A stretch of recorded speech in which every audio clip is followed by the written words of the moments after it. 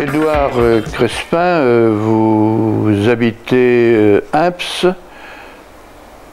près de Matha, faut-il le préciser pour ceux qui ne le sauraient pas, à 5 km environ à peine de Matha. Donc vous habitez Imps depuis 7 ans. Oui, depuis 2015. Vous aviez monté à l'époque un bar-restaurant et puis vous avez de nouveaux projets sur Imps même. Entre-temps, donc vous êtes chef cuisinier et entre-temps vous avez fait des saisons, je crois. Oui, j'ai eu l'occasion de faire des saisons entre-temps à La Rochelle et à Cognac. Et à Cognac. Et vous travaillez à Saintes, je crois, également. Je travaille à Saintes en restauration rapide. Alors, quel est votre... Vous avez, je crois, 2 projets. Un projet qui va peut-être se concrétiser rapidement et un autre qui est beaucoup plus vague. Parlez-nous de votre premier projet. Alors, le premier projet, c'est des cours de cuisine auprès des particuliers. Oui. Donc ça, j'ai l'intention de démarrer ça en début d'année prochaine. Voilà, par groupe de 4 à 6 personnes. Pour que ça reste en petit comité. Et au-delà d'apprendre des recettes comme ça se fait souvent, j'ai envie que les gens apprennent à cuisiner. C'est-à-dire que l'idée c'est qu'ils puissent se resservir chez eux de ce qu'ils ont appris, avec d'autres ingrédients, avec ce qu'ils ont dans leur frigo. Voilà, qu'ils n'apprennent pas juste une recette, mais qu'ils apprennent à en faire autre chose.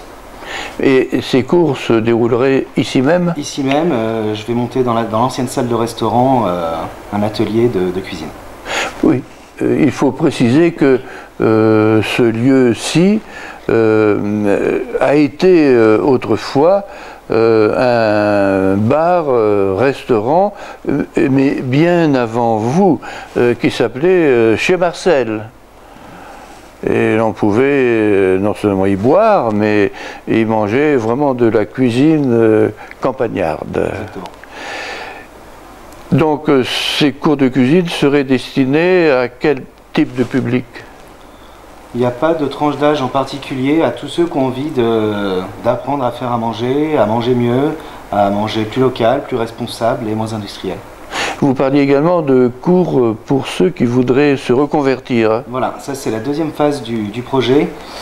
Pour les gens qui souhaitent se reconvertir en restauration, ils ont souvent des très bonnes bases de cuisine, mais beaucoup de problèmes de gestion. Donc l'idée c'est de leur faire une formation en accéléré sur 2 semaines avec un peu de cuisine pour leur apprendre toutes les astuces d'un restaurateur, mais en plus beaucoup de gestion et management pour qu'ils puissent gérer au mieux leur futur établissement.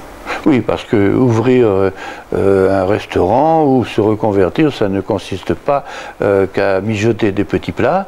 Il y a tout un aspect de gestion qui semble souvent ignorer des gens qui veulent se reconvertir dans la restauration. Exactement. Ça suffit malheureusement pas d'avoir envie de faire à manger et de savoir bien le faire. Il y a beaucoup de gestion et il faut savoir qu'aujourd'hui, il y a la moitié des restaurants qui ferment avant leur 3e année. Et malheureusement, c'est rarement à cause de la mauvaise bouffe, c'est plutôt à cause de la gestion des marges qui sont mal exploitées. En relation avec BSM 17, donc la télévision locale Beauvais-sur-Matha, 17, d'où BSM 17, donc il y aurait un projet également qui serait de présenter des recettes de cuisine, par exemple 1 fois par mois. Oui, exactement. On va pouvoir présenter 1 fois par mois en association avec BSM 17 une cuisine de recettes tous les mois pour que les gens puissent directement chez eux apprendre à cuisiner également. Et quelle sorte de cuisine vous pratiquez-vous? C'est une cuisine traditionnelle, moderne, où il n'y a rien à manger? Souvent dans la cuisine moderne, d'ailleurs, il n'y a pas grand-chose à manger. Hein. Dans la cuisine traditionnelle, il y a souvent beaucoup plus à manger. Quel est votre type de cuisine quel est le type de cuisine que vous allez proposer? C'est plutôt cuisine traditionnelle. Cuisine traditionnelle. En utilisant quand même des techniques modernes, comme la basse température. J'ai découvert la cuisson à basse température il y a 4-5 ans maintenant. Et c'est absolument génial. Voilà, donc ça c'est quelque chose. Et ça consiste en quoi? Ça consiste à cuire à moins de 100 degrés. C'est-à-dire que les aliments vont cuire pendant très longtemps. Par exemple, un bourguignon, Ça mijote, voilà. Mais au lieu de le faire mijoter sur le gaz pendant 2 ou 3 heures, Oui. on va le faire mijoter à 85 degrés au four pendant 14 heures.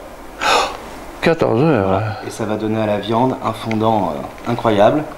Et l'avantage, c'est qu'à 85 degrés, les légumes ne surcuisent pas. Ils sont juste à leur bonne température de cuisson. C'est une méthode vraiment moderne, Oui. qui a été découverte. C'est une méthode qui est assez récente. Je n'ai pas la date de découverte très honnêtement, mais c'est assez récent. Ça doit se utiliser depuis peut-être une quinzaine d'années ou une vingtaine d'années. Ça rejoint peut-être un peu les recettes anciennes où il fallait faire mijoter pendant des heures et des heures des plats que l'on cuisinait. Oui, sur le coin du fourneau à bois. Voilà, oui. Exactement, on est un peu dans cette idée-là. Vous parliez également d'un projet participatif. Oui, j'ai lancé une campagne de financement participatif. Donc là, il reste une quarantaine de jours parce qu'il me manque un petit peu de matériel pour les ateliers de cuisine. Voilà, donc j'ai lancé une campagne. Le but est d'atteindre 3 000 € d'ici une quarantaine de jours. Et comment participer à ce projet de financement participatif, pardon? Alors la cagnotte se trouve sur le site KissKissBankBank, qui est une plateforme nationale de financement participatif. Voilà, il faut chercher création d'un atelier de cuisine sur le site. Bien. Et cela vous permettra donc de compléter... Ça me permettra d'acheter le dernier matériel manquant, les plaques à induction, les fours, voilà. Oui, de petits matériels. parce que nous ne sommes plus à la cuisinière à bois. Non, on n'est plus à la cuisinière à bois. Ouais, écoutez, je vous remercie de tous ces renseignements et puis j'espère que tous les gens de la région sauront désormais cuisiner et n'achèteront pas que des plats dits cuisinés dans les grandes surfaces. Merci à vous pour le temps que vous m'avez accordé.